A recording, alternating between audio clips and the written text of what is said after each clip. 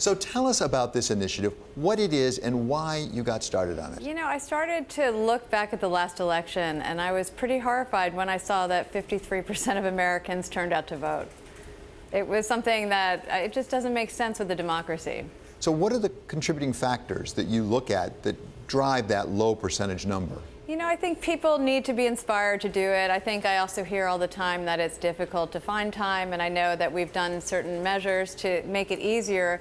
But if we can incentivize our employees to do it and be role models to do that, that would be a great thing. We'll start with when we do it. We do it on Tuesdays. Tuesdays. I mean, I don't know about you, but it's inconvenient for me to figure out a time before or after work to make it to the polls. Well, many countries in Europe do it on a Sunday. I think that would be a great next step if we can make that happen. I think Tuesdays were picked originally because of the agriculture back 200 years ago and how farmers went through their crops and the best time to harvest them. So I think we could easily make that change. So having included this as an issue, what did you do specifically at Tory Burch? You know, it's not easy. We have retail, so we had to really figure out how to do it. So what we did is we gave our employees that aren't in our retail stores 4 hours and the employees in our stores 2 hours to really plan their schedules around it. And so they just stagger it through the day? I mean, you have to have somebody in the store all the time. Yes, we do. But they stagger it through the day and they just get organized. And I think when you have that time in advance, it gives you timing to plan.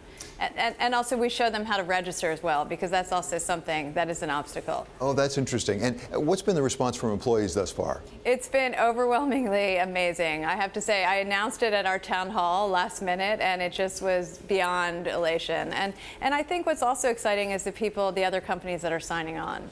Well, tell me about that, because you wrote a big op-ed in the Wall Street Journal. What's been the reaction from other CEOs of big companies? You know, I think I'm not taking credit for it. Certainly, I'm sure they had it in their ideas, but we've had Fortune 500 companies sign on. We've had big corporations, small corporations, startups. So I think I'm seeing it across America, and I hope we're making a difference. Now, is this the beginning of something larger for Tory Burch in terms of voter turnout and political participation? I mean, I think political participation is essential. It's something that really represents our country. And I think if we don't all want a say in things and how the election turns out, we all better get out and vote. So Tory, historically, when we get to things like voter participation, getting out the vote, it's become partisan. For reasons that are not entirely clear to me, it tends to be seen as pro-Democrat and anti-Republican to get out more vote. Have you had any of that sort of partisan backlash? You know, I've had a little. I've heard that. To me, I don't really see that side of it. I want to look at all angles, but I think to have a voice in this country is what this country is about, whether you're a Republican or a Democrat.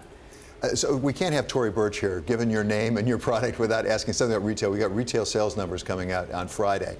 Give us your sense from where you sit at the top of Tory Burch about how retail is going overall today in the United States. I think retail's tough. The macro environment is tough, but there's so many things that are affecting retail, and whether it's traffic's down, when you look at customers, they're shopping online. There's so many different things like tourism that's affecting it. So it's sort of how do you shift your company, and which is what we did in the last year, to look at the future, understand the macro and the changes, and move forward and make retail an incredible experience for the customer. The thing we hear again and again when it comes to retail is the online piece, that really it's shifted over so much. And let's be honest, let's name it. Amazon really is the name that comes up again and again.